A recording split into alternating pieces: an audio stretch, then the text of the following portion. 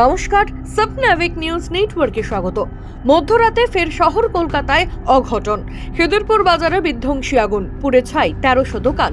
দীর্ঘ সময় কাটলেও এখনো আগুন পুরোপুরি নেভেনি বলে আশঙ্কা।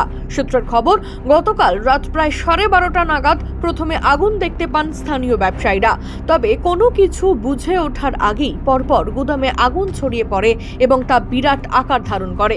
পরিস্থিতি নিয়ন্ত্রণের বাইরে চলে যাওয়ায় দমকলে খবর দিলে অভিযোগ, প্রায় 1.5 ঘন্টা পর দুটি ইঞ্জিন পৌঁছে কাজ শুরু করলেও তবে 15 মিনিটে জল শেষ হয়ে যায়।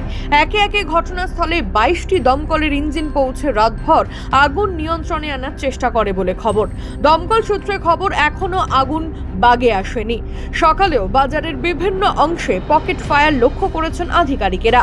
সকালবেলা ঘটনাস্থল পরিদর্শনে আসেন দমকল মন্ত্রী সুজিত বসু। তবে অগ্নিকাণ্ডের জেরে প্রচুর দোকান ও গুদাম পুড়ে গিয়েছে এবং বিপুল অঙ্কের ক্ষয়ক্ষতি হয়েছে বলে খবর। কী কারণে আগুন লাগলো তা এখনো স্পষ্ট নয়, তবে ক্ষয়ক্ষতির পরিমাণ যে বিশাল তা বিধ্বংসী আগুনের ছবিতে স্পষ্ট।